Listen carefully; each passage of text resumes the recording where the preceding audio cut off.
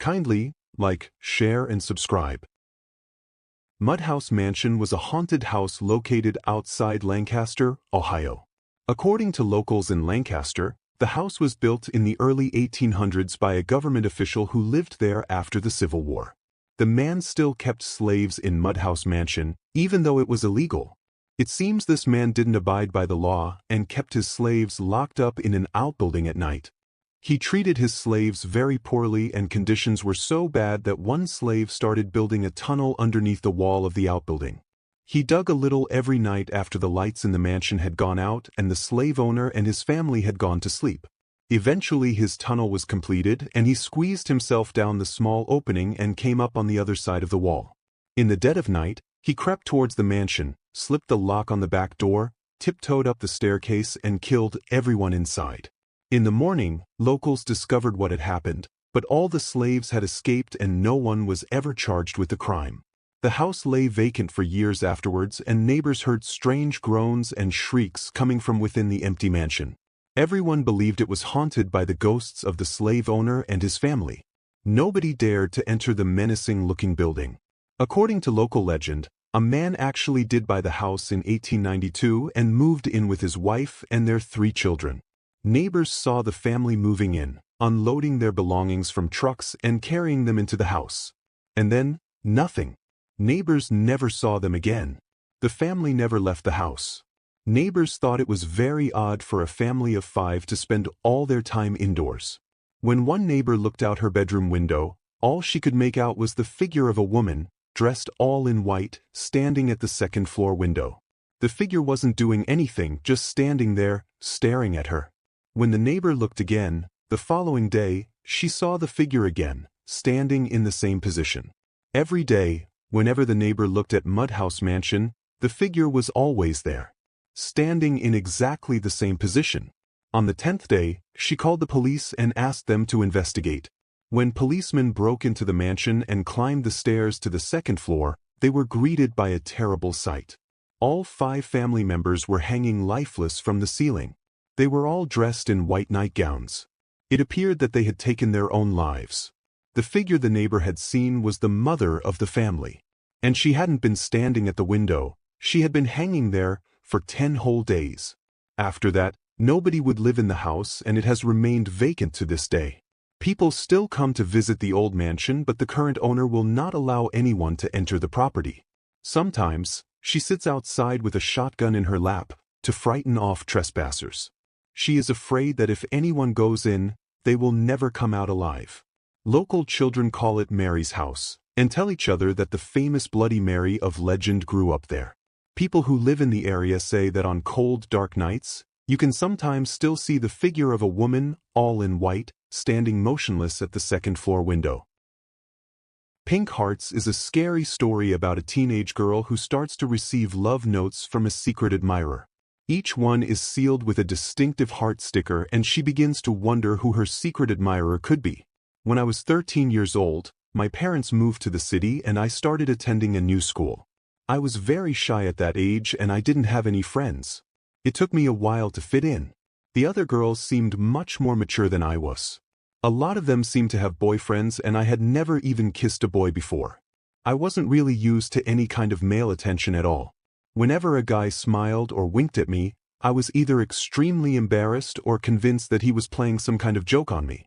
I never thought of myself as beautiful and couldn't believe that any guy would really find me attractive. Then one day I found a note in my locker. It was a small, blue envelope, sealed with a little pink heart sticker. Inside was a piece of paper. It simply read, "I think you're beautiful." I was genuinely touched. It was so sweet and innocent. I wondered who had sent it, but I didn't really have any idea how to go about finding out. I stuck the love note between the pages of one of my school books and began to daydream about my new secret admirer. Could it be the cute boy who let me borrow his pencil in maths class? Or was it my lab partner, who always made me blush bright red when he smiled at me? Perhaps it was the boy in my history class who shared his book with me when I forgot to bring mine. Or maybe it was the tall, brooding guy in the year above me who wrote poetry and spent most of his time riding motorcycles.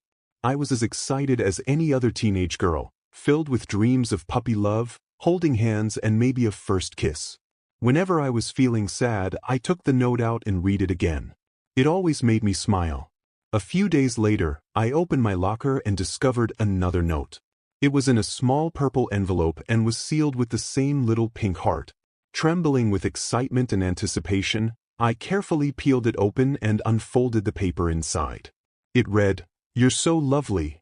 I held the note to my chest and sighed with delight. For the rest of the day, I walked through the school hallways with a goofy grin plastered all over my face.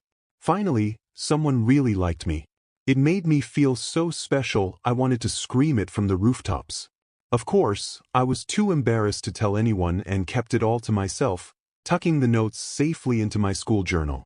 I spent the next few days trying to figure out who my secret admirer could be, but I didn't have a clue.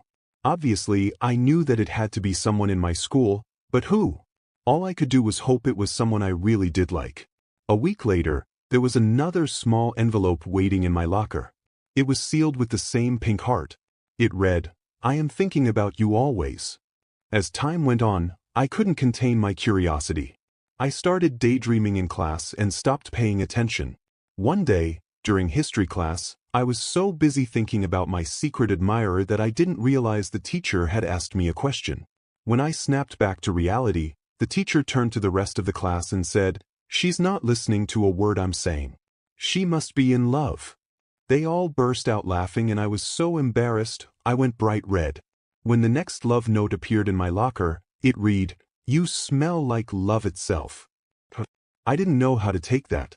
I actually smelled like a combination of shampoo and deodorant. Is that what love smells like? I tucked the note away with the others and waited eagerly for the next one. I didn't have to wait long. The next morning, there was another envelope with the telltale pink heart. It read, "I want to taste you." That was kind of creepy. The next note was even creepier. It read, "I am watching you always." Suddenly, having a secret admirer didn't seem like so much fun anymore. He was beginning to sound like a stalker. I didn't know what to do. There was nobody I could talk to about it. As the days passed, my sense of uneasiness began to grow. I started to see pink heart stickers everywhere. It was beginning to freak me out. In the morning, when my mother drove me to school, there was one stuck to the windscreen of our car. She didn't know where it had come from. Once, after I went to the toilet in school, I came back out and was washing my hands at the sink. In the mirror, I noticed a pink heart on the stall door.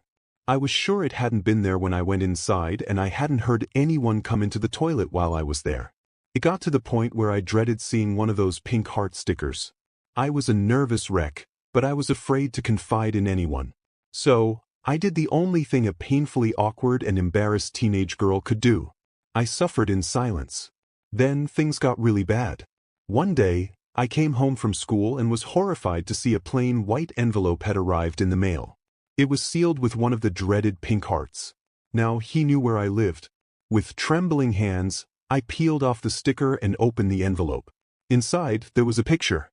A picture of a grown man, naked from the waist up. In his right hand, he was holding a knife. There was a note too. It read, "I bet your blood tastes like strawberries." I screamed. Then I noticed something in the photo that filled me with horror. The man had taken a picture of his reflection in the mirror, but he had obscured his face. However, he had forgotten to cover his tracks.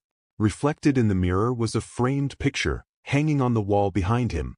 Worst of all, I recognized the man in the framed picture. It was my history teacher.